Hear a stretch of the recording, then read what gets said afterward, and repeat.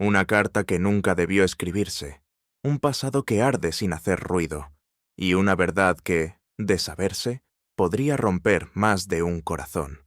En esta historia, el silencio no es ausencia, sino justicia vestida de ceniza.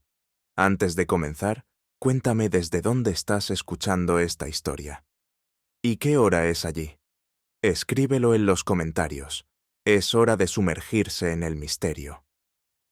Aquel jueves por la tarde, Londres se hallaba envuelta en una persistente llovizna que descendía sin entusiasmo, como si el cielo mismo hubiese perdido el interés por el mundo. El reloj de la repisa marcaba las 5:10 y un reconfortante silencio reinaba en el número 221B de Baker Street, únicamente quebrado por el crepitar del carbón en la chimenea y el pausado aspirar de Holmes mientras su pipa de raíz de brezo exhalaba volutas de humo que se entrelazaban con la grisácea luz del exterior. Yo me hallaba en el sillón contiguo, hojeando sin demasiada concentración un volumen polvoriento sobre las expediciones coloniales en Mesopotamia. Había aprendido, tras años de convivencia con mi ilustre amigo, que ciertos silencios en su compañía no eran mero ocio, sino el necesario reposo de una mente que operaba con intensidad extraordinaria cuando lo exigía el momento. Holmes permanecía reclinado, los dedos entrelazados sobre el pecho, los ojos entornados como en duermevela, aunque bien sabía yo que bajo aquellos párpados aparentemente inertes, su intelecto no descansaba. Se encontraba en una de sus fases de abstracción, ese estado inquietante en el que podía pasar horas sin hablar, pero que solía presagiar el advenimiento de algún enigma inminente. No hubo necesidad de profecía. Sin embargo, cuando los nudillos de alguien golpearon 3 veces la puerta inferior, Mrs. Hudson ascendió con su discreta eficiencia, anunciando que un caballero del Ministerio de Asuntos Exteriores deseaba ser recibido sin demora. Holmes no se movió. Solo dijo: «Adelántelo, señora Hudson, y asegúrese de que nadie más suba». Yo lo miré. Había una chispa distinta en sus ojos ahora abiertos. La lluvia repicaba con mayor fuerza contra los cristales, como si Londres misma contuviera el aliento ante lo que estaba por irrumpir en nuestro refugio. El hombre que cruzó el umbral de nuestro salón no era alto ni especialmente notable en su apariencia, pero traía consigo esa fragancia invisible de los despachos, donde se negocian las mentiras necesarias para sostener la paz.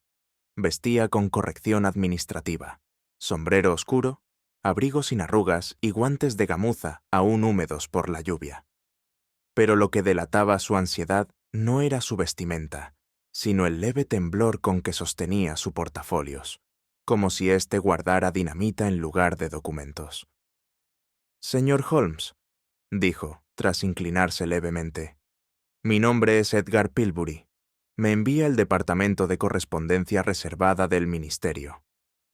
«¿Es usted funcionario de carrera o interino de urgencia?», preguntó Holmes, sin alzar la voz. «Funcionario permanente, señor», respondió el hombre con algo de orgullo defensivo. Holmes se incorporó con languidez. «¿Y qué lo ha traído esta tarde a importunar nuestro recogimiento?». Pilbury abrió el portafolios con manos torpes, extrajo una carpeta sellada y la colocó sobre la mesa, sin abrirla. Luego, con un suspiro breve pero cargado de gravedad, dijo: «Una carta, enviada por valija diplomática desde la Embajada Británica en París. Cifrada.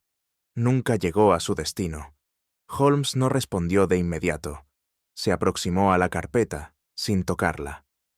«¿Y el contenido?», preguntó. «Desconocido incluso para mí, señor, pero hemos recibido señales, discretas, de que su pérdida ha causado cierto revuelo en ciertos círculos franceses. ¿Círculos políticos, militares o más bien amorosos?», inquirió Holmes sin ironía. Pilbury tragó saliva. «El embajador ha solicitado que no se difunda, pero creemos que el asunto podría tener implicaciones mayores si cae en manos equivocadas». Holmes entrecerró los ojos. «Cuando los gobiernos piden discreción, Lo que suele estar en juego no es la seguridad del Estado, sino el decoro de sus representantes. ¿Verdad, doctor? Yo asentí, no sin inquietud. Pilbury, mientras tanto, evitaba cuidadosamente pronunciar un solo nombre. Y, sin embargo, en su mirada estaba escrito uno que Holmes, sin duda, ya había comenzado a descifrar. El silencio que siguió a la visita del señor Pilbury fue más denso que el anterior. Holmes no habló durante varios minutos. Permanecía junto al fuego, acariciando lentamente el vástago de su pipa ya apagada, mientras contemplaba la carpeta sellada que el funcionario había dejado sobre nuestra mesa con la misma reverencia que si contuviese una reliquia profanada. «¿Te has percatado, Watson?», dijo finalmente, «de lo mucho que ha callado ese hombre?» «He notado, más bien, lo poco que ha dicho». Holmes esbozó una sonrisa pálida. «Esa diferencia, querido amigo, es precisamente la esencia del enigma. Cuando un emisario gubernamental llega sin una petición clara y se marcha sin una despedida formal, es porque ha sido enviado por alguien que teme pronunciar un nombre en voz alta, quizá porque ya ha sido escrito en tinta que no se borra». Se acercó al escritorio y extrajo del segundo cajón una pila de periódicos franceses, que yo sabía que recibía con regularidad, pero rara vez hojeaba con detenimiento. Sin embargo, aquella tarde los examinó uno por uno, pasando sus dedos sobre los titulares con precisión quirúrgica. «2 columnas sobre movimientos de oficiales retirados», murmuró. «Una sobre la reorganización en el Quai d'Orsay. Y aquí, una nota breve sobre el traslado de archivos diplomáticos sellados, en respuesta a presuntas filtraciones de personal. ¿Lo ves?». Me acerqué. La noticia, en efecto, era escueta, anodina incluso. Pero Holmes señaló un nombre que aparecía en letra pequeña: Désiré Laroche, jefe de seguridad interna del ministerio francés. Cuando París tiembla, Watson, lo hace en silencio. Y si Laroche se ha movido, significa que teme no por una carta, sino por lo que esa carta pueda despertar en la memoria de alguien. Y sin mirarme, añadió con gravedad: «La memoria, cuando está herida, es el más político de todos los venenos». Al día siguiente, Holmes recibió por conducto confidencial la única copia del sobre que había contenido la enigmática carta. El original, según nos informó una breve nota manuscrita, nunca llegó a Londres. La copia, sin embargo, conservaba todas las marcas exteriores y sellos oficiales con que el documento fue preparado en París. Parecía un sobre ordinario, algo envejecido por la humedad, pero intacto en su compostura. Holmes lo sostuvo frente a la lámpara con delicadeza, observando con atención la textura del papel, la forma del lacre, la presión ejercida en el doblez superior. No dijo una palabra hasta que encendió su pequeño calentador portátil y colocó el sobre una rejilla metálica que permitía que el vapor subiese con lentitud. «La tinta invisible, Watson, es como la culpa. Solo se manifiesta bajo calor o bajo presión», comentó sin apartar la mirada del papel. Y en efecto, conforme la bruma tibia comenzó a humedecer la superficie interna del sobre, surgieron primero sombras vagas, luego líneas, y finalmente un nombre, escrito con pulso firme, sin adornos, como quien ya no necesita fingir anonimato: Émile Duvivier. Yo sentí un escalofrío. Aquel nombre no me era del todo ajeno, aunque no podía precisar el contexto en que lo había oído. Mi memoria lo asociaba a un tiempo y a un paisaje que no deseaba recordar. Holmes, por su parte, no mostró sorpresa. Se limitó a asentir con gravedad, como quien confirma una sospecha amarga. «Sabía que no podía ser otro», dijo en voz baja. «Hay hombres que no mueren cuando se les entierra, sino cuando dejan de ser útiles. Y Duvivier era útil para demasiados». Me atreví a preguntar: «¿Quién era?». Holmes respondió sin mirarme: «Un fantasma con uniforme, un traidor que jugó para ambos lados del tablero durante la guerra, y que, según todos los informes, fue abatido por sus propios aliados en 1879. Pero si ese nombre aún aparece, entonces, Watson, alguien ha mentido durante más de una década. El nombre, ya seco, permanecía visible sobre el papel, pero la tinta, aunque invisible antes, parecía ahora más oscura que cualquier verdad que hubiese circulado por los pasillos del poder. Fue al pronunciar Holmes aquel nombre, Duvivier, con tono tan contenido, que un vértigo súbito me sobrevino, como si la voz del pasado se hubiese colado por entre las rendijas de la memoria. Cerré los ojos apenas un instante, y en mi mente se alzaron imágenes de Kandahar, el calor áspero, las noches tensas, las historias susurradas junto al fuego, sobre hombres que comerciaban con la traición como si de opio se tratase. Recordé a un sargento francés que tras una ronda nocturna nos narró en un español macarrónico el relato de un oficial que había vendido planos al enemigo y luego desaparecido, disfrazado de clérigo o contrabandista. El nombre no se dijo con claridad, pero ahora me parecía que era aquel, Duvivier. Holmes, musité.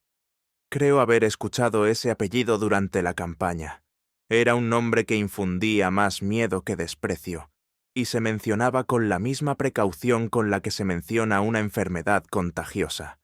Él me observó largo rato, en silencio. Entonces no estábamos preparados. Ahora tampoco, murmuró.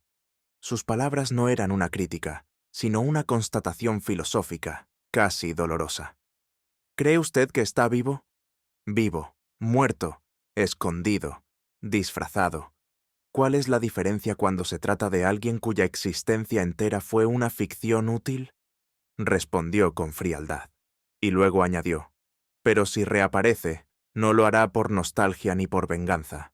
Lo hará porque su nombre, incluso invisible, sigue abriendo puertas que la verdad jamás ha cerrado.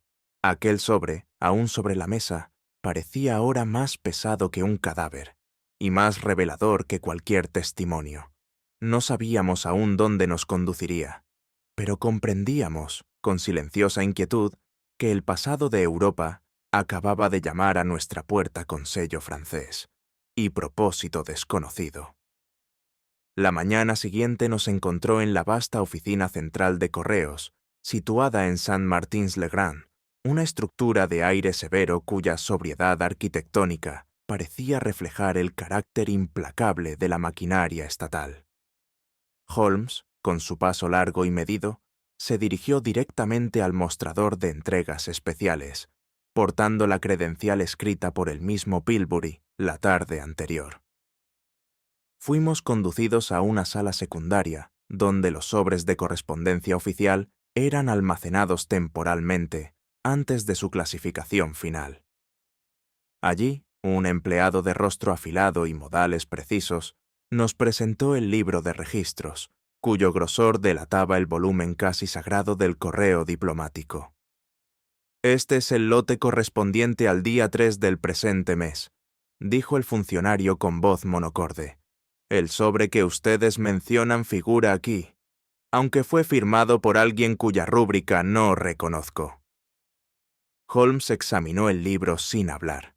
Sus ojos recorrieron con avidez la página, y luego, como quien encuentra una frase mal copiada en una edición crítica, señaló una entrada con su dedo índice. Aquí, Watson, murmuró. Obsérvese. La rúbrica de recepción aparece truncada. No hay nombre completo, solo una inicial curvada, y lo que parece ser un trazo descendente inacabado. Me incliné sobre el volumen. La firma, en efecto, parecía la de un zurdo impaciente o un diestro fingiendo torpeza. Pero lo más revelador no era la rúbrica incompleta, sino el espacio en blanco que la seguía. El destinatario no había sido consignado. ¿Cómo puede pasar tal anomalía desapercibida? Pregunté al empleado, que se encogió de hombros con visible incomodidad. El volumen de trabajo, señor. Y quizás la persona que firmó era alguien conocido por la administración. Holmes aspiró profundamente y observó el suelo. No lo creo, y si lo era, no deseaba ser recordado. Luego señaló un pequeño residuo grisáceo en el borde de la estantería. Ceniza de cigarro ruso, Watson. Este visitante tenía hábitos foráneos. Sin necesidad de decirlo en voz alta, ambos comprendimos que alguien había interceptado la carta antes que nosotros, y ese alguien no figuraba en los registros oficiales del imperio. No fue sino después de revisar durante casi una hora el historial completo de movimientos de la correspondencia proveniente de París que Holmes pareció alcanzar una convicción interna. Sus dedos tamborileaban sobre el mármol del mostrador con una cadencia que solo yo sabía interpretar, señal de que había reunido suficiente información como para elaborar una hipótesis razonada. Watson, dijo sin apartar los ojos del registro, ¿qué se deduce de un envío que ha sido aparentemente firmado, pero cuyo destinatario nunca lo recibió? Que ha sido sustraído, sin duda, respondí con prudencia. ¿Sustraído por un ladrón común, un descuido humano o por alguien que conocía tanto el sistema como sus debilidades? No necesitaba responder. Holmes alzó el libro y señaló 2 entradas anteriores. En ambas, los sobres habían sido registrados, entregados, firmados y clasificados con meticulosidad. La diferencia con nuestro caso era evidente. El sobre desaparecido había cambiado de manos en un punto ciego del protocolo, pero solo para quien no supiese mirar. En este caso, continuó Holmes, no hubo ningún error. Fue una decisión, y lo que es más revelador, fue ejecutada con una precisión que me resulta profesional. Se volvió hacia el funcionario. Dígame, ¿quién tuvo acceso físico a este lote antes de la firma que aquí aparece? El hombre hojeó un documento secundario. Solo 2 empleados, señor, y ambos están en servicio desde hace más de una década. Holmes asintió. No son ellos, no me lo dicen sus antecedentes, sino sus salarios. Volviéndose hacia mí, agregó. Nadie se arriesga a tanto por tan poco, a menos que el pago no sea en libras, sino en secretos. Y los secretos, Watson, no cotizan en el Banco de Inglaterra, pero derriban imperios con más eficacia que el oro. Lo que restaba por esclarecer era quién deseaba tanto esa carta, y para qué clase de imperio, moral, sentimental o diplomático, se había vuelto tan peligrosa. Una vez fuera de la oficina de correos, mientras la ciudad recobraba su bullicio habitual, Holmes caminó en silencio por varias manzanas, con las manos cruzadas a la espalda y el rostro inclinado. Sabía yo que no debía interrumpir el curso de sus pensamientos, pues como los afluentes que buscan su cauce, finalmente convergerían en una conclusión más sólida que cualquier conjetura mía. Émile Duvivier, dijo al fin, como si continuara una conversación iniciada en su mente. El nombre no aparece en los periódicos desde hace más de una década, y sin embargo, en ciertos círculos diplomáticos, no ha dejado de circular como advertencia, no como recuerdo. ¿Quién fue en realidad?, pregunté. Holmes se detuvo. Un agente doble de notable talento y aún más notables ambigüedades. Sirvió a la Francia republicana durante la Guerra Franco-Prusiana, pero vendió información tanto a Berlín como a Viena. Se dice que tenía una memoria prodigiosa y una capacidad extraordinaria para mimetizarse con su entorno. Nadie supo nunca cuál era su verdadera lealtad, si es que la tuvo alguna vez. ¿Y su muerte? Oficialmente ejecutado en la frontera alpina en 1879, tras un juicio sumario por traición. Pero hay quienes sostienen que nunca se encontró el cadáver y que el juicio fue una pantomima para encubrir algo mayor. ¿Cree usted que sigue vivo? Holmes se encogió ligeramente de hombros. La historia está llena de muertos que escriben cartas. Lo que me interesa no es su existencia biológica, sino su capacidad para seguir operando como símbolo. El nombre Duvivier es un arma, Watson.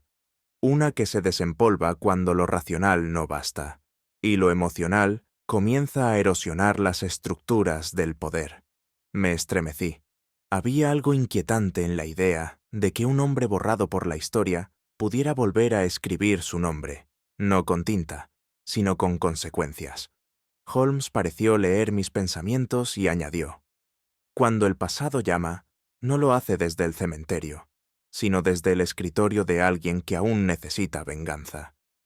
Y con esa frase reanudó su marcha, mientras Londres continuaba girando a nuestro alrededor, ajena al fantasma que acababa de cruzar su frontera. Mientras descendíamos por Ludgate Hill, el ruido de los carros y el murmullo de la ciudad apenas lograban distraerme del remolino que se había formado en mi memoria. Había algo en aquel nombre, Duvivier, que no me era completamente ajeno, aunque lo envolvía una bruma lejana y amarga. «Holmes», dije tras un breve silencio, «durante mis años en Kandahar, cuando la noche caía sobre los campamentos y los hombres, fatigados por el calor y la violencia, compartían historias más por desahogo que por certeza, circulaba una leyenda entre los oficiales extranjeros». Mi compañero asintió levemente, lo cual interpreté como permiso para continuar. Se hablaba de un francés. Nadie conocía su rostro con seguridad, ni su rango, pero se decía que tenía acceso a documentos que jamás debió poseer, y que había vendido información a ambos bandos en más de un conflicto. Algunos aseguraban que hablaba persa con la soltura de un nativo, y que en Peshawar lo conocían como el sacerdote que nunca rezaba. Otros lo ubicaban en la frontera del Punjab, en connivencia con comerciantes de opio y cartas cifradas. Holmes no me interrumpió. Mantenía las manos cruzadas detrás de la espalda, con la cabeza ligeramente agachada, como quien camina sobre un hilo de pensamiento más que sobre el pavimento de Londres. Lo que más inquietaba, añadí, era que todos coincidían en una cosa. Aquel hombre no respondía a ninguna bandera, pero las conocía todas. Era, según decían, el único capaz de entrar en un campamento inglés, conversar con un coronel y salir vivo tras entregar la misma información a los afganos esa misma noche. Holmes se detuvo ante una farola apagada y murmuró sin mirar hacia mí: «Hay quienes, Watson, no sirven a país alguno, sino a la memoria que desean destruir. Y a veces esa memoria no es la suya, sino la de los demás». Aquel mismo día, al regresar a Baker Street, Holmes me condujo a su biblioteca personal, donde guardaba recortes, informes y memorias diplomáticas que pocas bibliotecas oficiales poseían. Extrajo de un archivador etiquetado con el lacónico título de 1870 a 1871, un cuaderno de notas manuscritas por él mismo. Lo abrió con sumo cuidado y, tras pasar varias páginas, señaló una con el dedo: «Operación Narciso, Alsacia, diciembre de 1870». Una maniobra encubierta cuyo propósito era anticiparse al movimiento de las tropas prusianas, infiltrando una figura francesa dentro del comando enemigo. La operación fracasó. O eso se hizo creer. Me incliné para leer los fragmentos en tinta parda, escritos con la precisión casi caligráfica de Holmes. ¿Duvivier estaba implicado? Era el infiltrado, pero no se presentó al punto de retirada. Su última comunicación, un mensaje en clave floral, enviado mediante el lenguaje de los colores en una feria de Mulhouse, fue interceptada y malinterpretada. El resultado fue una emboscada sangrienta en la que murieron 17 oficiales franceses y, curiosamente, uno solo prusiano. ¿El propio Duvivier? Holmes negó con la cabeza. Nunca fue hallado, tampoco su cadáver. Solo quedó un rosario con su nombre grabado y un pañuelo con el escudo de su regimiento, encontrado en el bolsillo de un comerciante suizo días después. Me estremecí ante la imagen. ¿Cree usted que fingió su muerte para escapar? No lo creo, Watson, lo sé. Esa clase de hombres no mueren. Se disuelven, se convierten en rumor, en anécdota y, si sobreviven al tiempo, en símbolo. Y un símbolo es más útil que un soldado.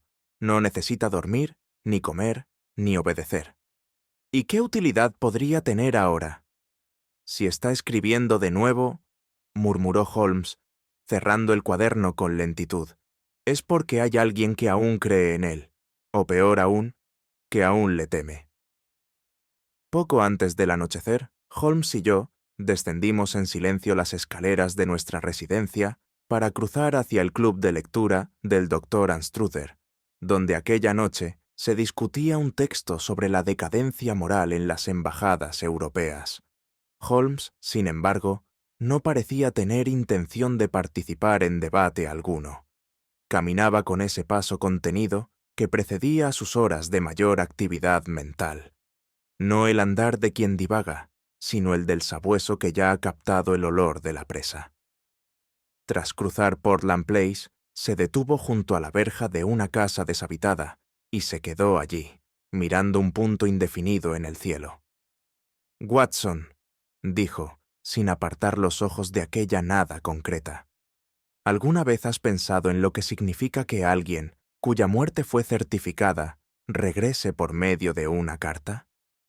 No más allá del espanto que conlleva imaginarlo, repliqué con sinceridad. Holmes asintió lentamente. Para mí es simple. Cuando los muertos escriben cartas, es porque los vivos tienen miedo de hablar. Guardó silencio unos segundos más, y luego, con una media vuelta repentina, retomó la marcha como si aquella reflexión hubiese sido apenas una estación en su tren de pensamientos. Yo lo seguí, sin hallar palabra que replicara lo dicho, porque en aquel momento, más que miedo, lo que sentí fue una certidumbre inquietante. La carta no era solo un mensaje, era una advertencia, y lo que temíamos ya no era a Duvivier, sino a lo que había logrado resucitar con su sola firma. La dirección, escrita con tinta desteñida sobre el reverso de un sobre maltratado, nos condujo hasta una modesta pensión en Bloomsbury, escondida entre casas que se asemejaban más a páginas olvidadas que a hogares vivientes. Aquel lugar, según indicios obtenidos por Holmes tras un par de interrogaciones en círculos discretos, había alojado, de forma breve y sin nombre declarado, a un huésped cuya descripción coincidía, con incómoda precisión, con el tipo de sombra que persigue un pasado comprometedor. Nos recibió una mujer delgada, de mediana edad, cuyo rostro mostraba la expresión de quienes han aprendido a desconfiar por instinto. Cuando Holmes se identificó, la señora pareció vacilar por un momento, como si temiera que aquel apellido pronunciado con voz firme traería consigo consecuencias que su casa, tan cuidadosamente ordenada, no podría resistir. «¿El caballero francés?», dijo finalmente. «Sí, claro que lo recuerdo. Llegó hace unas semanas, pagó por adelantado y apenas dijo palabra durante su estancia. Su inglés era correcto, aunque casi nunca lo usaba, y evitaba todo tipo de conversación prolongada. Era reservado, señor, extremadamente reservado». Holmes, siempre atento a las inflexiones del silencio, asintió con leve interés. «¿Tuvo visitas?» «Ninguna, que yo sepa. Salía poco, y cuando lo hacía, regresaba con puntualidad, como si temiera ser observado. Se alojaba en la habitación del fondo, la más discreta. Su maleta era pequeña, pero su ropa estaba siempre impecablemente cuidada». «¿Recuerda usted algo peculiar en su conducta?» La mujer bajó un poco la voz. «Siempre tomaba té, todos los días, pero había algo extraño. Siempre lo pedía a la misma hora, las 5:17 exactos. Aquella precisión, aparentemente trivial, no pareció escapar a la atención de Holmes. Su mirada, fugazmente, se detuvo en el reloj de pared. Yo supe entonces que, en aquella rutina aparentemente banal, mi amigo había empezado a oler no a crimen, sino a miedo organizado. Holmes nunca desdeñaba un hábito. Para él, las costumbres humanas no eran meras repeticiones, eran jeroglíficos que aguardaban ser descifrados. Al oír que el huésped exigía su té a las 5:17 en punto, su semblante adquirió esa expresión de interés moderado que precedía a sus análisis más agudos. «¿Siempre a esa hora, señora?» «Sin excepción», respondió la posadera. «Era capaz de no desayunar, de salir sin almorzar, pero a las 5:17 debía servírsele el té, ni un minuto antes ni después. Llegó incluso a rechazarlo cuando lo llevé a las 5:10 por error. No era grosero, pero su mirada lo decía todo. Holmes ladeó ligeramente la cabeza, y yo comprendí que aquel detalle, aparentemente insignificante, había adquirido en su mente el valor de una cifra codificada. La precisión es el lenguaje del miedo, Watson, me dijo más tarde, mientras recorríamos los pasillos de la casa en dirección a la habitación del huésped. Quien repite gestos con exactitud matemática no lo hace por gusto, sino por necesidad. La hora de un té no es costumbre cuando coincide diariamente con un impulso nervioso. Es un recordatorio. ¿Un recordatorio de qué?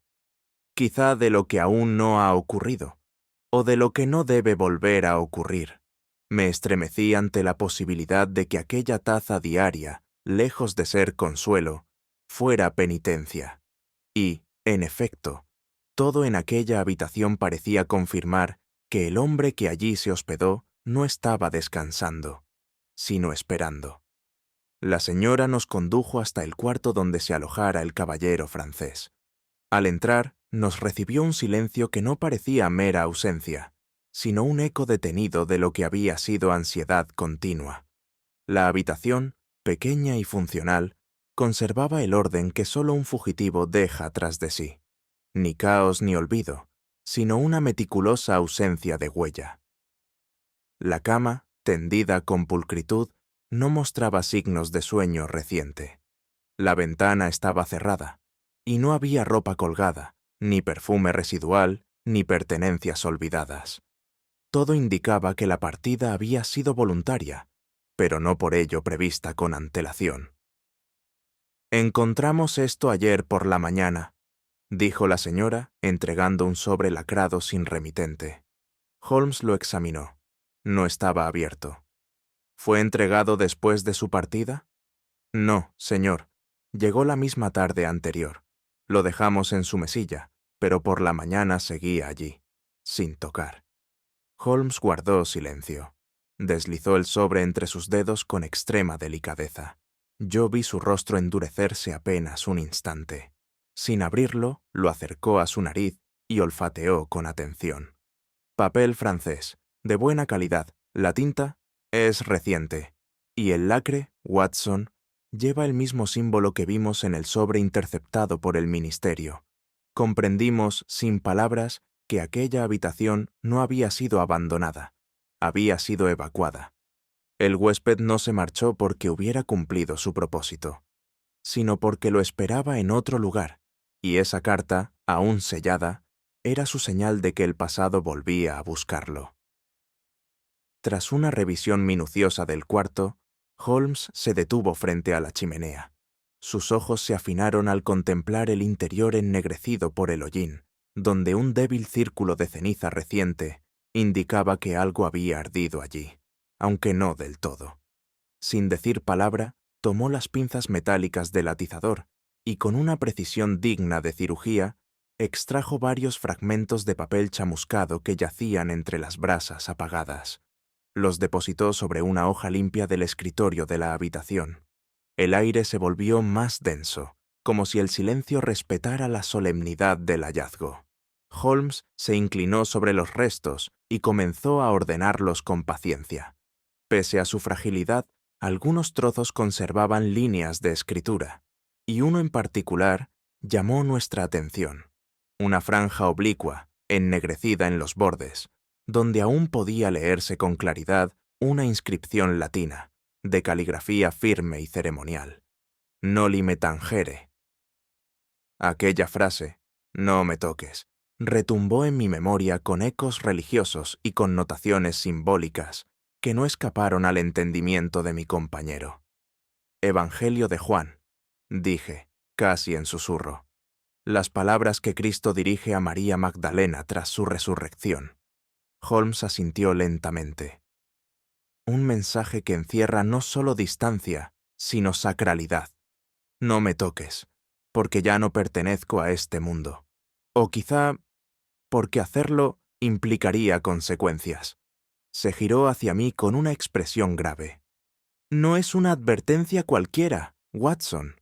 Es un mandato, y lo es por parte de alguien que sabe que ha cruzado un umbral del cual no se regresa. El resto de los fragmentos, aunque menos elocuentes, confirmaban que se trataba de una misiva escrita a mano, en francés, con una tinta de tono ligeramente violáceo, común en cierta papelería de Burdeos. La carta no estaba dirigida al mundo exterior, sino al interior de una conciencia torturada. Y su intento de ser destruida, aunque incompleto, hablaba con elocuencia de un deseo desesperado de no ser comprendido por nadie, excepto, tal vez, por quien supiera leer más allá del fuego. Ya de regreso en Baker Street, Holmes extendió los fragmentos parcialmente calcinados sobre su mesa de trabajo, protegidos por una hoja de cristal. A la luz oblicua de la lámpara de escritorio, examinó con suma atención las líneas rotas, los márgenes desiguales, las inflexiones de la caligrafía. Este tipo de inclinación, ¿la reconoce usted, Watson? Me acerqué, aunque admití con humildad no poseer pericia alguna en grafología. La escritura se curva hacia la izquierda con rigidez contenida, dijo él, lo cual, en una mano francesa, indica formación clerical, no de un religioso necesariamente, sino de alguien educado en el rigor monástico. Señaló las pausas entre las palabras. Las separaciones son amplias y los trazos finales presentan retrocesos. Esto me habla de indecisión al momento de la escritura, o quizá de una lucha interior entre lo que se desea decir y lo que no debe enunciarse jamás. Leí en voz baja uno de los fragmentos legibles. Lo que no te dije entonces es lo único que importa ahora. Holmes cerró brevemente los ojos, como si recogiera el eco de una confesión demasiado tardía. No es un informe, no es un memorando. Es una carta escrita desde el abismo, declaró con voz baja. Un mensaje que no busca cambiar los hechos, sino redimir el alma de quien los provocó. Me atreví a preguntar, ¿y a quién estaba dirigida?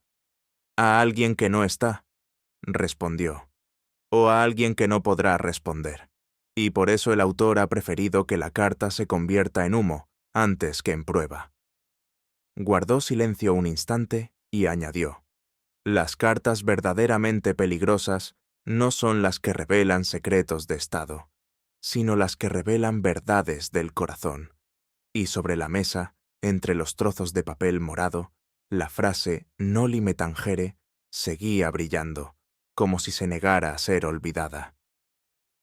Esa noche, poco antes de la medianoche, Holmes permanecía de pie ante la chimenea del salón, contemplando el fuego con una expresión de serena inquietud. No fumaba, no hablaba.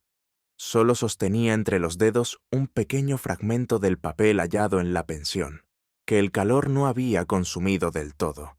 Lo miraba como quien observa una carta no enviada, una confesión suspendida en el tiempo. «¿Qué harás con eso?», me atreví a preguntar. Holmes no respondió de inmediato. Depositó con delicadeza el papel en la llama y lo observó arder en silencio. Luego, con voz apenas audible, dijo: «Los secretos que destruyen gobiernos pueden ser negociados. Los que destruyen almas no admiten transacción alguna». Sus palabras no estaban dirigidas a mí, sino al vacío. Era uno de esos momentos en que Holmes, tan implacablemente lógico ante el mundo, revelaba la grieta silenciosa que atravesaba su espíritu. Una sensibilidad oculta que no buscaba redención, pero que tampoco era inmune al dolor que la inteligencia no puede prevenir.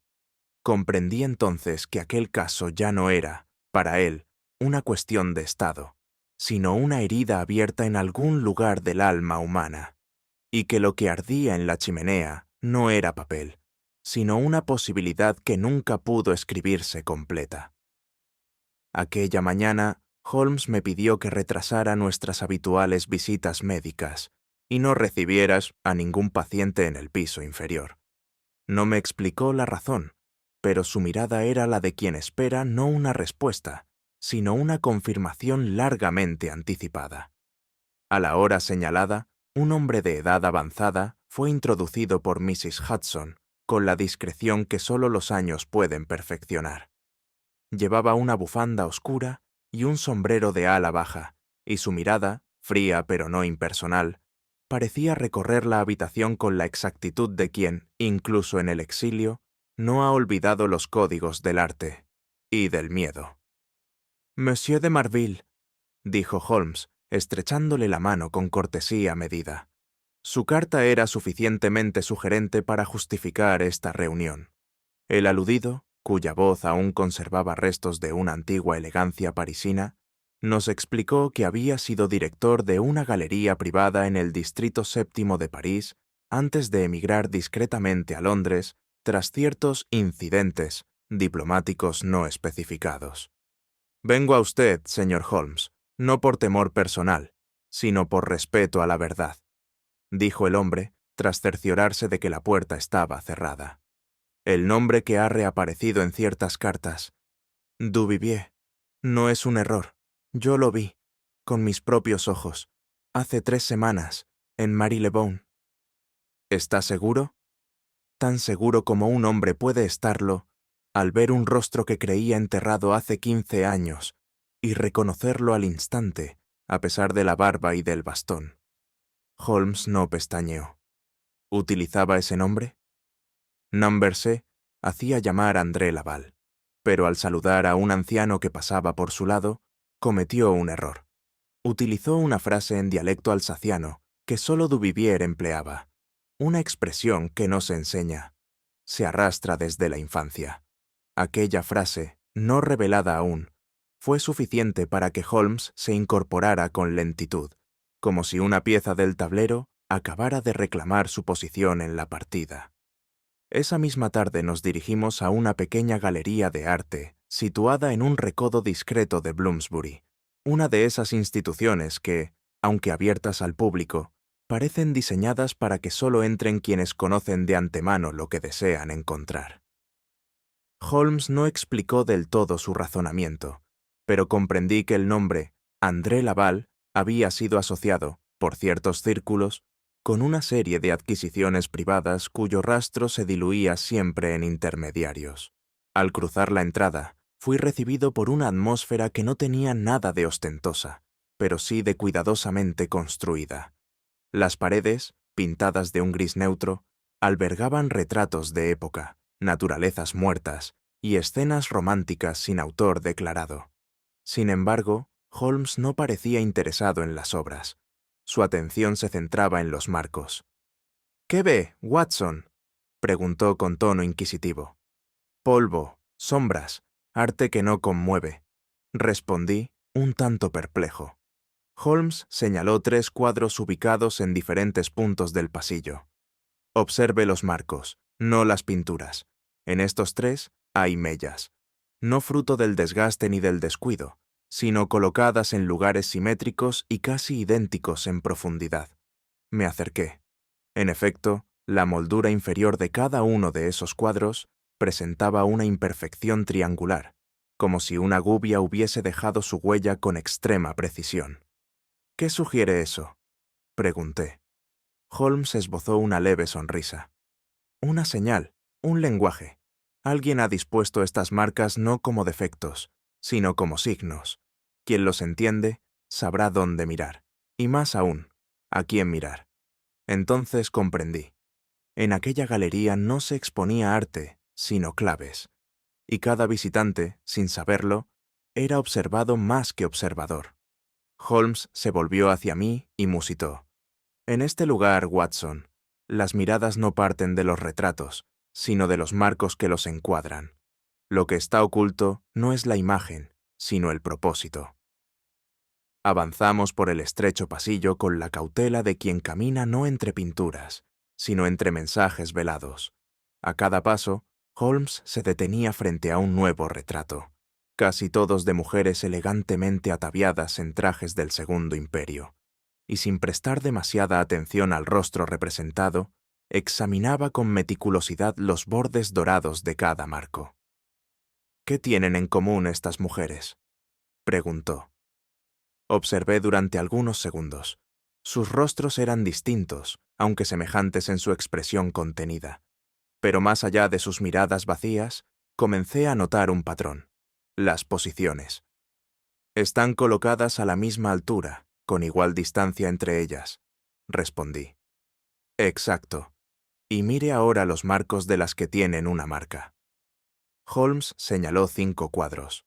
Cada uno tenía una pequeña mella, siempre ubicada en una posición diferente.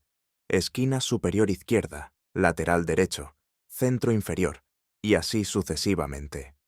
Son coordenadas, afirmó. Cada mella indica una posición. Si uno traza una grilla mental sobre la pared, las mellas forman un patrón. Y ese patrón, bien leído, puede representar una letra. ¿Un mensaje? Sí, no visual, codificado. Estas mujeres, o mejor dicho, sus retratos, están sirviendo como puntos de referencia para un alfabeto oculto. Alguien viene aquí, sigue las marcas y extrae las letras. ¿Y cuál es el mensaje? Holmes entrecerró los ojos, como si trazara mentalmente las líneas. Hasta ahora tenemos E, N, C, O. Hizo una pausa. Tal vez enco, de encontrar, o encode. Demasiado pronto para saberlo. Pero no se trata de arte, se trata de instrucciones. Y entonces, sin previo aviso, su mirada se fijó en una figura que acababa de entrar. No la observó con alarma, sino con la calma tensa de quien reconoce, no a un enemigo, sino a una pieza que no debería estar en el tablero. Mientras Holmes meditaba ante el conjunto de retratos marcados y yo me esforzaba por seguir la lógica de su reconstrucción mental, ocurrió algo que trastocó por completo la atmósfera razonada del lugar. Una figura femenina, alta, vestida de riguroso luto, avanzó con paso leve por el corredor. No emitía palabra alguna. Su rostro, parcialmente velado por un tul oscuro, no ofrecía indicio de emoción, ni de premura, ni de interés por las pinturas. Y, sin embargo, su dirección era inequívoca. Venía hacia nosotros. Yo habría tomado aquello por mera coincidencia, de no ser por la forma en que Holmes dejó de hablar, no abruptamente, sino con esa suspensión que le era tan propia, cuando la realidad ofrecía un elemento no previsto, pero no por ello imprevisto. Al llegar frente a él, la mujer, sin mirarnos directamente, extrajo de entre sus manos enguantadas una rosa seca, de pétalos marchitos y tallo quebradizo. La dejó caer con exactitud sobre el bastón que Holmes sostenía en la mano izquierda. Luego, sin emitir sonido alguno, se volvió y desapareció entre los pocos visitantes que recorrían la galería. ¿La conoce usted?, pregunté en voz baja, aún desconcertado. No, respondió Holmes con lentitud. Pero ella sí me conoce a mí. Miró la flor sin tocarla aún. Y ha venido sin esperar respuesta, lo que significa que no busca complicidad, sino comprensión, o quizá absolución. Me estremecí. Había algo en la solemnidad de aquel gesto, en la sequedad muda de aquella rosa que ya no podía dar perfume, que sugería no amenaza, sino duelo. Y comprendí que, en esta intriga de documentos y símbolos, acabábamos de topar con una dimensión distinta, aquella donde el pasado no pide justicia, sino consuelo. De regreso en Baker Street, Holmes depositó la rosa sobre una hoja blanca. La flor, aún en su decadencia, parecía guardar en su silencio la elocuencia de un mensaje más potente que cualquier carta oficial. Con delicadeza, utilizó unas pinzas para girarla levemente, hasta que sus ojos, entrenados en detalles invisibles para el común de los hombres, se detuvieron en el tallo. Aquí, murmuró, bajo la curvatura del cáliz, hay una cinta. Efectivamente, enrollada con esmero y casi imperceptible a simple vista, había una cinta de seda color ceniza, de apenas medio centímetro de grosor, cosida con 2 letras bordadas en hilo opaco. Ede. No necesitaba preguntarle el significado. ¿Émile Duvivier?, pregunté con cautela. Holmes asintió, pero su rostro no mostraba satisfacción deductiva, sino algo más sombrío. el gesto de quien ha confirmado no un hecho, sino una emoción temida. Este no es un mensaje cifrado, Watson, es una firma, no para identificar al remitente, sino para asegurar que el destinatario comprenda el contenido sin necesidad de palabras. ¿Y qué contenido es ese? Un recuerdo, o quizá un reclamo. Alguien desea que Duvivier sea recordado no como traidor, sino como algo más íntimo, más trágico. Me invadió la sensación de que nos hallábamos ante un drama que trascendía la política y el espionaje. Una pena que no pedía justicia, sino reconocimiento. Aquella rosa, muda y seca, no estaba allí para delatar a un culpable, sino para llorar a un hombre. Esa noche, Holmes permaneció más tiempo de lo habitual en el sillón junto a la chimenea. No hablaba. La rosa, ahora colocada sobre un platillo de porcelana, seguía allí como una reliquia olvidada por el tiempo. Yo, sin atreverme a interrumpir la corriente de sus pensamientos, solo rompí el silencio cuando la vela comenzó a declinar. ¿Cree usted que Duvivier ha regresado por cálculo o por necesidad? Holmes tardó en responder. Ambas cosas, dijo al fin. Pero no me interesa su regreso. Me intriga lo que ese regreso ha despertado. Se levantó y caminó lentamente hasta la repisa de la chimenea. Hay conspiraciones cuyo motor es la ambición, continuó. Otras, el odio. Pero las más complejas son aquellas alimentadas por el remordimiento. Son las más silenciosas y las más persistentes. Me miró con una expresión que rara vez había visto en él, no de compasión, sino de reconocimiento. Alguien no puede olvidar, Watson, y no hablo de quien lo busca, sino de quien huyó. El pasado ha regresado no para condenarlo, sino para obligarlo a recordar. ¿Y qué debemos hacer nosotros? Comprender, respondió simplemente. Y quizá proteger. Sus palabras no tenían la frialdad de un diagnóstico, sino la gravedad de una plegaria no pronunciada. Porque comprendí, con un nudo en la garganta, que detrás del espionaje, del código y de la tinta invisible, latía algo más elemental, el corazón humano, ese que, incluso tras fingir su muerte, sigue temblando cuando alguien deja una flor sin perfume. Aquel día, que comenzara con la grisura habitual de nuestros inviernos londinenses, concluyó con el hallazgo de un documento que, sin lugar a duda, marcaría un giro en nuestro caso. Holmes había recibido, a través de uno de sus discretos informantes del puerto, la advertencia de que un sobre diplomático, sellado en París y despachado por vía no oficial, había sido depositado con urgencia en una dirección anónima en el East End, una zona donde la diplomacia rara vez tenía emisarios, y aún menos interlocutores.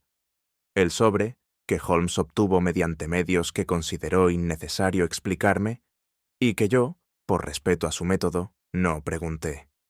Llevaba impreso el escudo de la República Francesa, con la inscripción consular pertinente, pero ningún membrete. No estaba dirigido a una persona, sino a un lugar. A entregar en mano en el número 7 de Norham Passage, sin excepción ni retraso. Ni nombre, ni título, ni firma. Solo la urgencia muda de quienes desean ser oídos sin quedar registrados. Lo más curioso, sin embargo, era lo que faltaba, el gesto mínimo, pero obligatorio, del protocolo diplomático.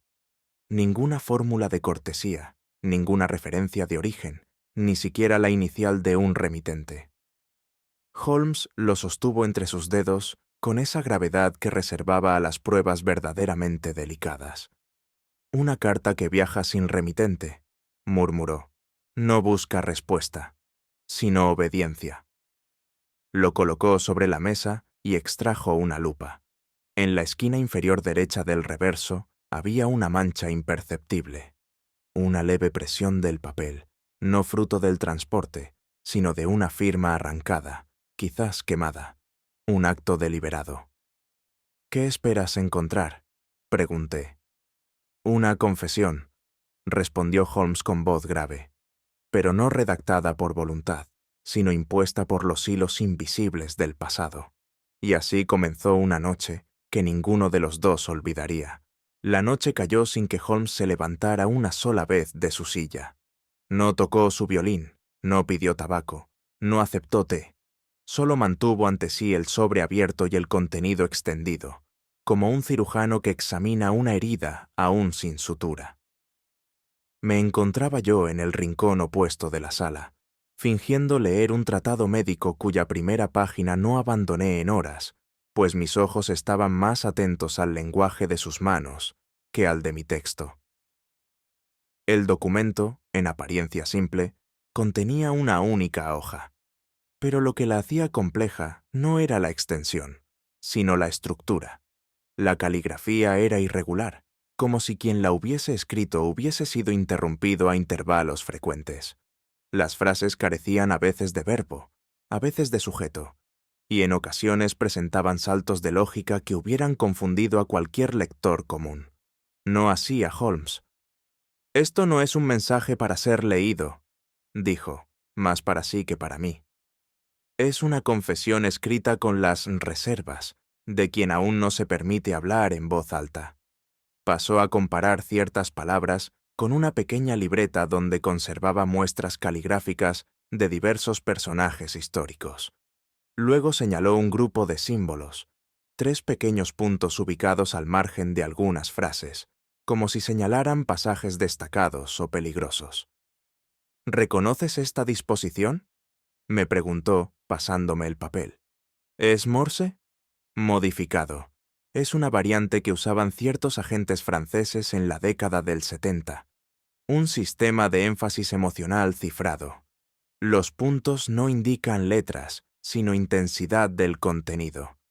Comprendí entonces que Holmes no leía con los ojos, sino con el pulso de las emociones ocultas. Aquella carta no estaba escrita para informar, sino para liberar a su autor de un peso que no podía compartir. Y mi amigo lo comprendía como si hubiera vivido aquella culpa en carne propia. Cerca de las 2 de la madrugada, Holmes apoyó el papel con lentitud sobre el escritorio. Sus ojos no mostraban cansancio, sino una especie de fatiga interior más profunda, como si lo que había leído le pesara no como misterio resuelto, sino como herida observada sin posibilidad de cura. «He descifrado lo esencial», dijo al fin. «No hay nombres completos, pero hay fechas, lugares y una línea de sangre». Me acerqué. Holmes señaló 3 pasajes clave, marcados con esos puntos laterales que servían, en su lógica, como anclas de intensidad emocional. El primero hacía referencia a un encuentro en Lyon durante la Exposición Universal de 1872. El segundo, a un intercambio de información no autorizado entre un funcionario británico y una mujer cuyo nombre de guerra era Clemence. Y el tercero, «Lee esto», dijo Holmes con voz baja. «El niño nació con los ojos del padre, pero sin su apellido. Nunca me atreví a escribirle. Nunca me atreví a reclamar nada. Él tenía un país, nosotros una ausencia». Quedé mudo. Holmes cerró los párpados un instante. «El diplomático al que se refiere fue parte del gabinete de exteriores entre 1870 y 1880. Su reputación fue incuestionable. Hasta ahora». «¿Por qué ahora?» «Porque la mujer que escribió esto ya no pide justicia. Pide memoria. Y lo hace no para ella, sino para el hijo que no figura en los archivos, pero que lleva en su sangre el silencio de 2 naciones». Me senté, impactado. Aquel caso había comenzado con un sobre desaparecido y pistas codificadas, pero ahora se abría como una llaga familiar, como un drama íntimo que, bajo el barniz de la diplomacia, escondía un abandono humano. «Esta carta», concluyó Holmes, «no pretende tumbar gobiernos. Pretende que alguien, en algún lugar, sea recordado no como error, sino como hijo». Holmes permanecía de pie frente a la ventana, con la carta aún desplegada sobre la mesa. Las cortinas filtraban una luz opaca que parecía subrayar el carácter sombrío del documento, más próximo a una plegaria quebrada que a una amenaza estratégica. Tras varios minutos en los que no pronunció palabra, se volvió hacia mí con una expresión que rara vez le había visto. Esto no es un chantaje, Watson, al menos no en el sentido que entienden los periódicos ni los tribunales. ¿Entonces qué es? Es un ruego, dijo sin énfasis. No hay exigencia económica, ni petición de nombramiento, ni exigencia de influencia. Lo que esta mujer demanda no es poder, sino que alguien recuerde, y que el recuerdo no sea una condena, sino una restitución. Se sentó junto a la mesa, reposó las manos sobre el papel y lo observó como si fuese un retrato, no un texto. Luego señaló un párrafo que hasta entonces no había mencionado. No deseo que se repare nada, solo que alguien pronuncie su nombre una vez sin vergüenza, y sin vergüenza lo llore. Holmes lo leyó en voz baja, como si repitiéndolo pretendiera comprender el núcleo que latía tras aquellas palabras. El poder se ejerce cuando se exige lo que se desea, murmuró. Pero esta mujer no exige, ella implora, y lo hace con una dignidad que me resulta insoportable. Yo no supe qué replicar. Solo entendí, con un estremecimiento silencioso, que en el fondo de esta historia no se libraba una batalla entre estados, sino entre dos soledades. Y una de ellas, al menos, había escrito para que alguien la oyese sin responder, para que alguien simplemente escuchara. Me encontraba ordenando algunos documentos en la estantería, cuando noté que Holmes no se había movido de su asiento. Su postura no era de concentración, sino de una quietud tensa, casi meditativa, que contrastaba con su habitual energía cuando una deducción había alcanzado claridad. Había en él no la ansiedad del descubrimiento, sino la pesadumbre de quien ha confirmado una verdad que habría preferido no conocer. Watson, dijo de pronto sin mirarme, ¿crees tú que todo pecado implica un crimen? No supe cómo responder de inmediato. Holmes rara vez apelaba a categorías morales. Para él, las acciones eran hechos que podían describirse, deducirse, comprenderse, pero no juzgarse. No necesariamente, respondí al fin. Hay pecados cuya única víctima es la conciencia. Holmes asintió lentamente.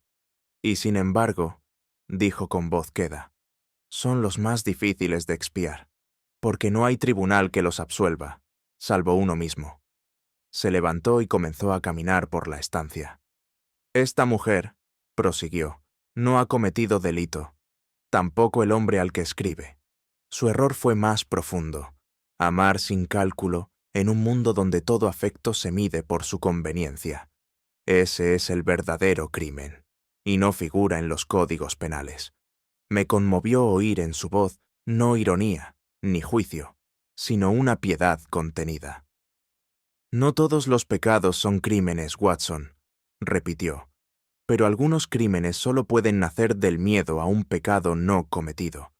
Y entonces comprendí que Holmes, tan ajeno a la emoción como parecía ser, sentía el peso de esta carta como algo personal, porque en ese rincón del alma donde guardaba su humanidad, ese que rara vez mostraba, algo se había quebrado, no por lo que leyó, sino por lo que no podría nunca reparar.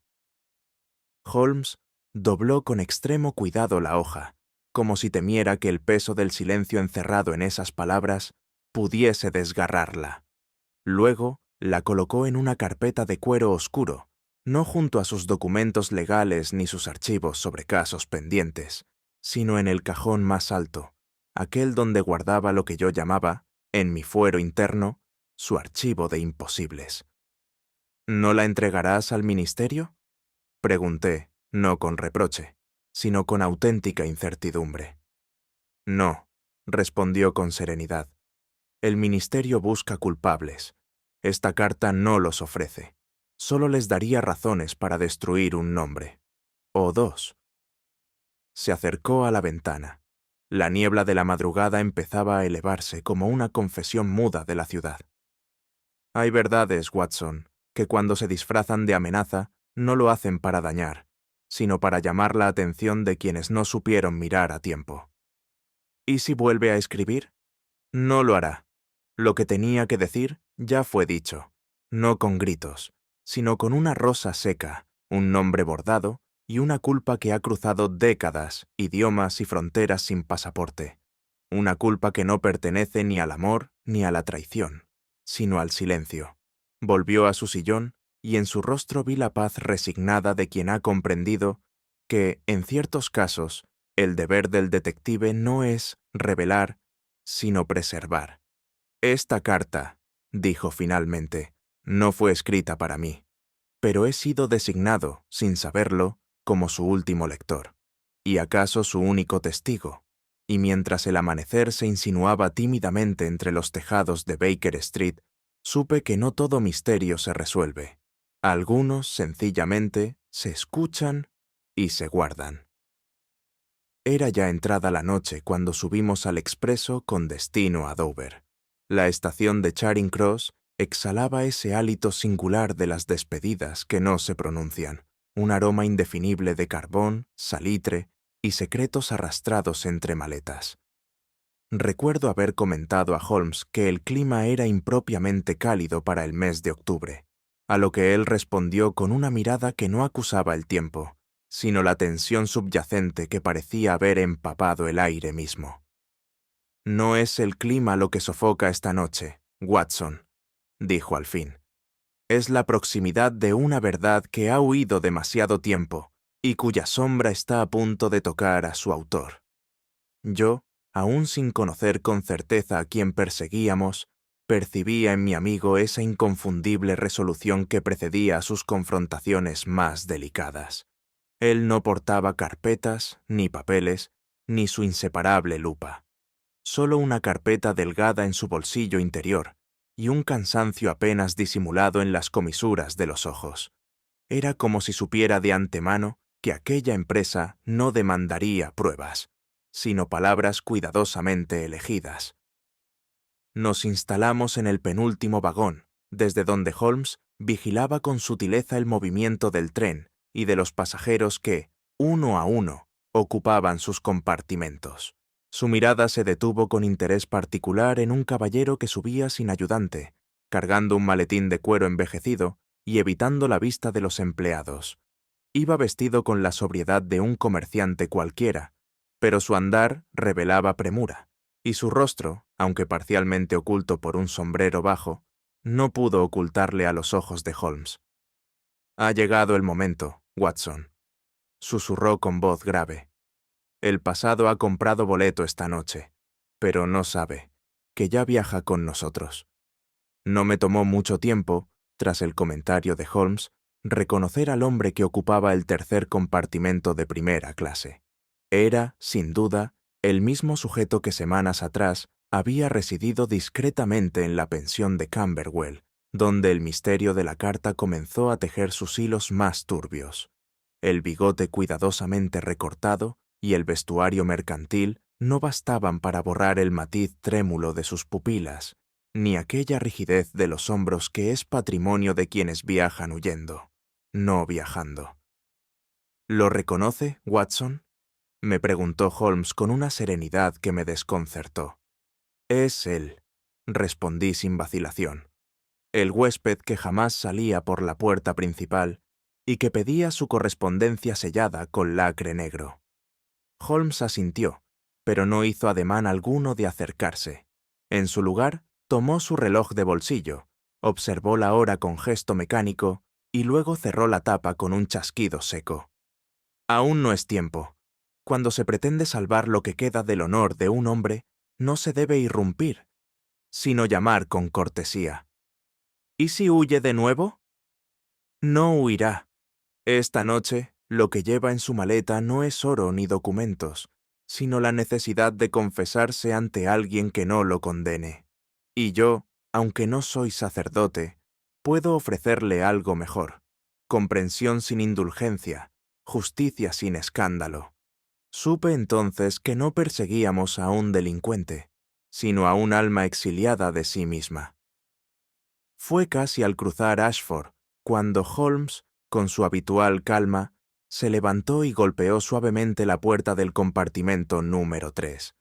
El caballero, al abrir, mostró por un instante esa expresión inconfundible del que ha sido alcanzado por aquello de lo que huía, y sin embargo, no se resistió.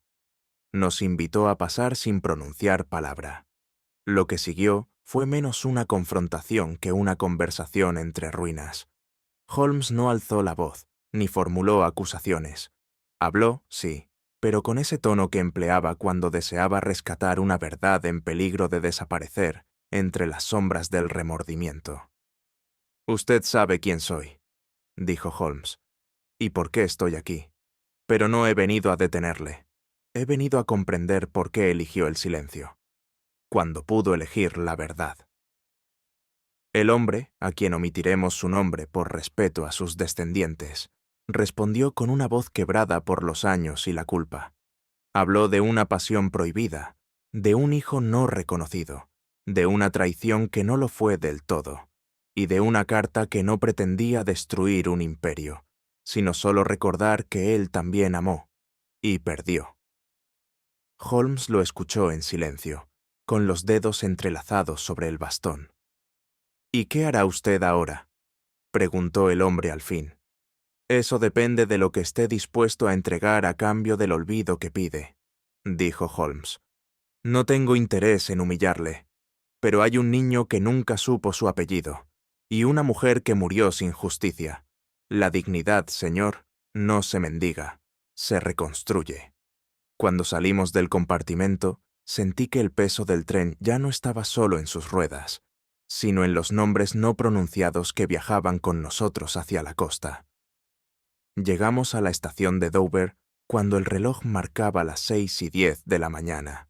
El cielo, aún cubierto por un velo de bruma marina, parecía arrastrar consigo el mutismo del honor resuelto.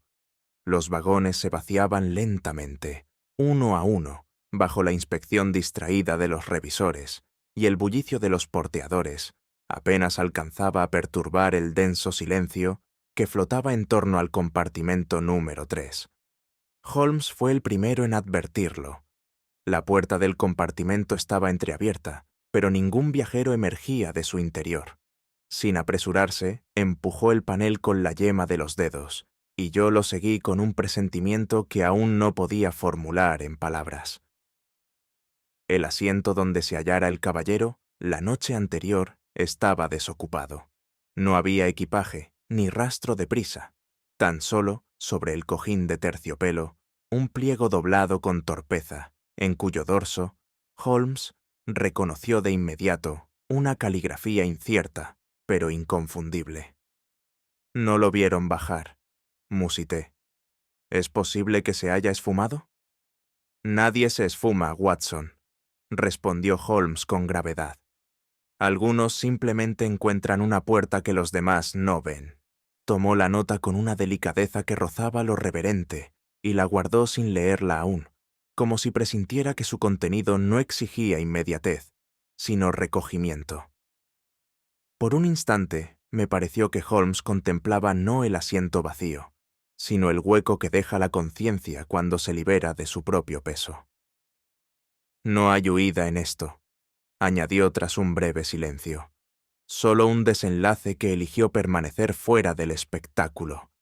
Y con ese enigma suspendido entre nosotros, descendimos del tren, sabiendo que lo más importante del viaje aún no había sido revelado. No fue hasta que nos hallamos sentados en el salón de la pequeña posada junto al puerto, un lugar discreto que Holmes había escogido por su modestia y anonimato, que él desplegó la hoja con la solemnidad de quien abre no una carta, sino un testamento. Yo, respetuoso, guardé silencio, aunque no apartaba los ojos de su rostro, en el cual una rara expresión de melancolía comenzaba a insinuarse como una sombra. La nota, escrita con letra temblorosa y evidentemente dictada por la emoción más que por el cálculo, decía simplemente: «No huyo de ustedes, caballeros. Tampoco me entrego.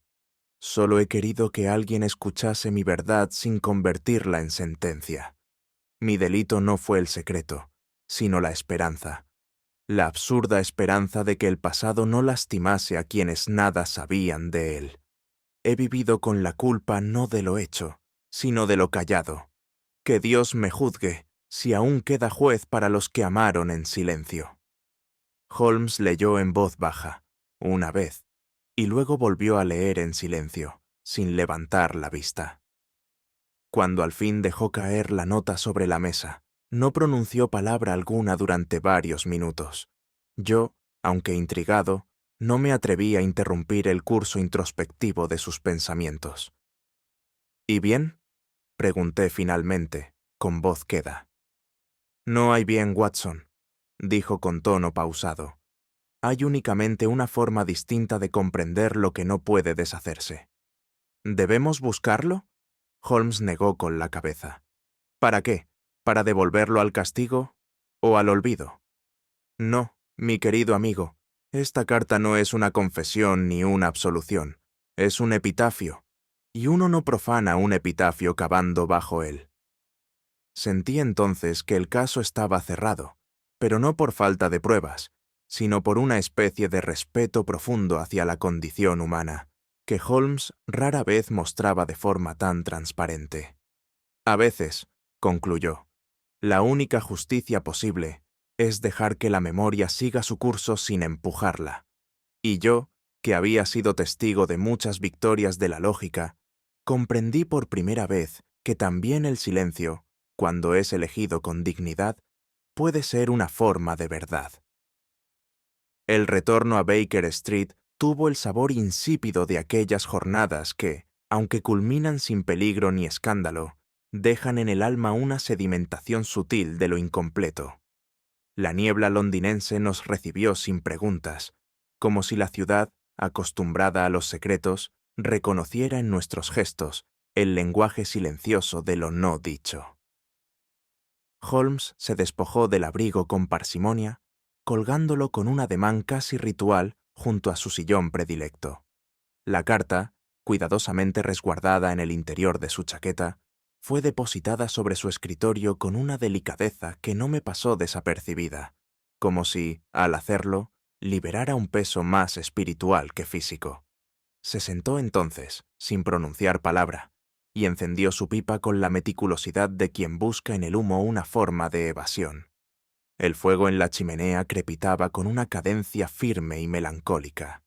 Yo, desde mi lugar habitual frente a él, percibía que el calor que emanaba no lograba disolver del todo la frialdad moral que parecía haberse instalado entre nosotros. No se trataba de distancia, sino de respeto, el que se guarda frente a las decisiones que solo uno puede tomar. Durante varios minutos reinó un silencio absoluto.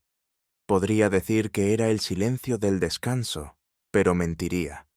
Era más bien el de la reflexión suspendida, el que se instala cuando la lógica ha cumplido su parte, y lo que resta pertenece al alma. Finalmente, Holmes se inclinó ligeramente hacia adelante, y con voz serena musitó. Las cartas no son solo papel, Watson. A veces son lo único que queda cuando las personas ya no pueden hablar por sí mismas. Y volvió a hundirse en su silla, como si esa frase contuviera más verdad de la que estaba dispuesto a desarrollar de inmediato. Aguardé un tiempo prudente antes de formular la inquietud que me roía por dentro. Sabía que Holmes no era amigo de las preguntas precipitadas, y mucho menos cuando las circunstancias rozaban lo ético más que lo criminal. Sin embargo, la tensión acumulada exigía una válvula, una grieta por la cual el dilema pudiera asomar su rostro. «Holmes», comencé, con voz baja pero firme, «¿piensas entregar esa carta?» Él no respondió de inmediato. Sus ojos, fijos en el fuego, parecían buscar allí un oráculo que no respondía. Su pipa humeaba aún, y el tenue aroma del tabaco impregnaba la estancia como un testigo mudo de nuestras tribulaciones. Fue solo después de un largo suspiro que se volvió hacia mí, aunque sin mirarme directamente. «¿Entregarla a quién, Watson?», inquirió con suavidad. «¿A un ministro que prefiere no saber? ¿A una familia que no sospecha? ¿A la prensa, que la convertiría en circo y oprobio? El tono no era irónico, sino genuinamente interrogativo. Comprendí entonces que no dudaba por falta de opciones, sino por exceso de consecuencias. Pero si la verdad no se revela, ¿acaso no se traiciona a la justicia? Holmes esbozó una leve sonrisa, sin alegría. La justicia, mi querido amigo, no siempre consiste en exponer. A veces, proteger es un acto más justo que denunciar. Y en este caso, lo que está en juego no es un delito, sino una memoria. Yo iba a replicar, mas me detuve, porque en el fondo comprendía que aquella carta no era una prueba, sino una reliquia, escrita con tinta y con lágrimas. Y Holmes, con su habitual lucidez moral, lo sabía mejor que nadie. Fue entonces, en medio de aquella penumbra matinal teñida de reflexión, cuando Holmes articuló uno de los pensamientos más sombríos que le he escuchado jamás, no por su crudeza, sino por la compasiva resignación que lo impregnaba. La verdad, dijo lentamente, como quien mide cada palabra con bisturí, no siempre redime.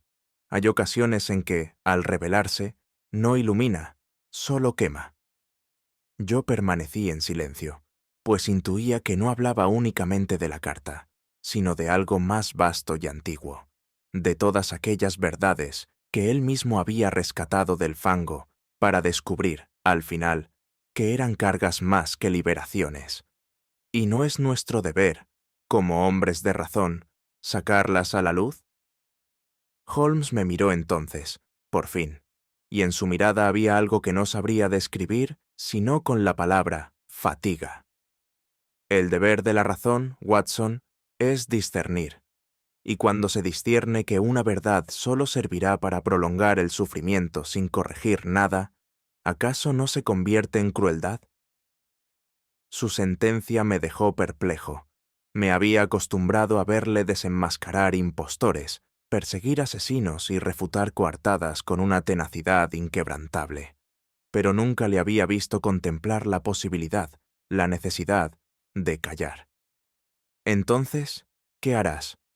Holmes volvió su atención a la carta, que yacía intacta sobre el escritorio. Su índice la acarició, apenas, como se roza una tumba cerrada. La guardaré, no porque tema revelarla, sino porque ya ha cumplido su función. ¿Cuál? La de recordarme, respondió con voz apenas audible, que incluso el mayor de los crímenes puede ser un acto de desesperación, y que no toda justicia debe escribirse con tinta negra. Y en ese momento comprendí que habíamos asistido no al desenlace de un caso, sino al eco de una historia que nunca fue contada del todo, porque tal vez no debía serlo. Había pasado más de una hora desde que regresamos a Baker Street, y sin embargo, la carta permanecía aún sobre el escritorio, intacta, como si esperase su destino no de manos de la razón, sino de algún juicio íntimo que se prolongaba más allá de todo razonamiento lógico. Observé a Holmes, cuya mente rara vez dejaba lugar a vacilaciones, debatirse en una forma de duda que no era intelectual, sino ética. No era el enigma lo que le inquietaba, sino su desenlace. Watson, dijo por fin, sin levantar la voz, he meditado largamente, y debo confesarte algo que no acostumbro admitir. Hay momentos en los que resolver un crimen no es justicia, sino desolación. Aquella afirmación, viniendo de quien había hecho de la elucidación un arte y un deber, me sorprendió profundamente. ¿Insinúas que debemos dejar el caso sin resolución? Más aún, sin consecuencias, replicó. Hay verdades que, de pronunciarse, no reponen lo quebrado, sino que lo pulverizan. Si se revelara esta carta, no repararíamos el pasado, arrasaríamos el presente de inocentes. Pero, ¿no es eso renunciar a la justicia?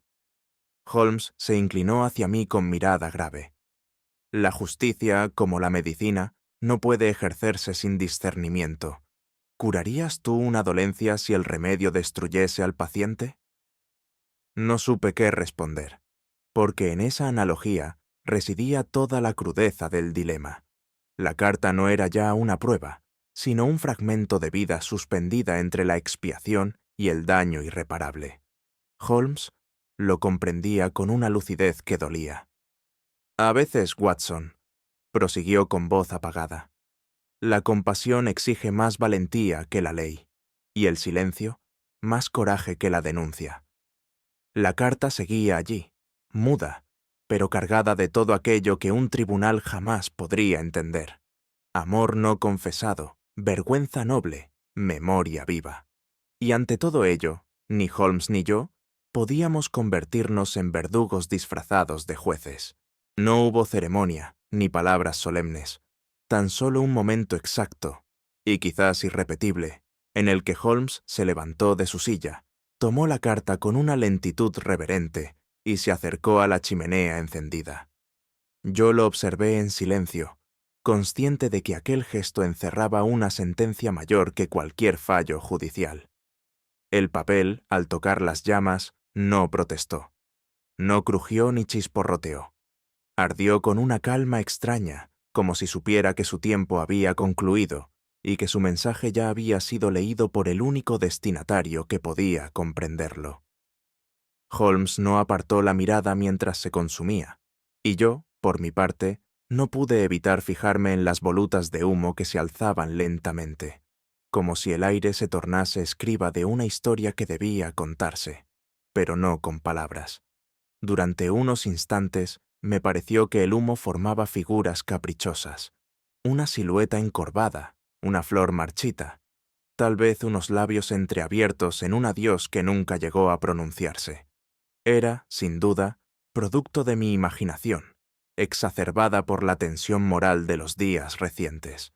Y sin embargo, no podía deshacerme de la sensación de que algo, o alguien, deseaba despedirse a través de aquella combustión silenciosa. «Se ha ido», dije, casi en un susurro. Holmes asintió, sin volverse.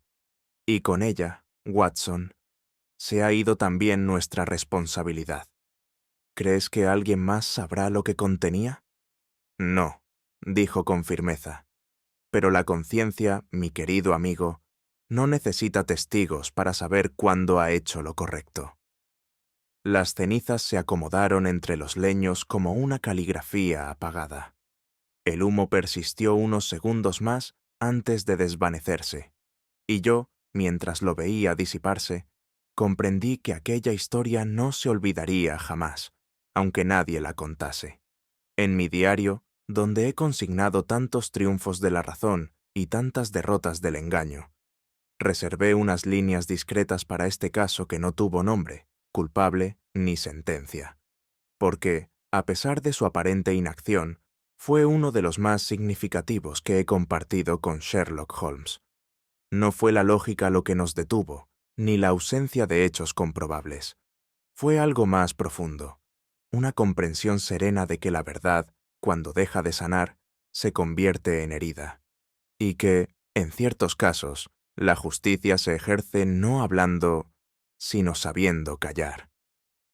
Holmes, con su acostumbrada perspicacia, no se pronunció más sobre el asunto, pero yo, que conozco la hondura de su pensamiento, sé que aquella carta quedó grabada no en papel, sino en su memoria moral, porque hay secretos que no se resuelven, sino que se entierran con dignidad. Y eso, también, puede ser justicia. A veces, lo más justo no es castigar, sino comprender por qué alguien decidió callar para siempre. ¿Y tú, habrías arrojado la verdad al fuego o dejado que ardiera en otros corazones? Cuéntamelo en los comentarios. Me encantará leerte. Si te ha gustado esta historia, deja tu like, compártela con alguien curioso, y no olvides suscribirte para más enigmas.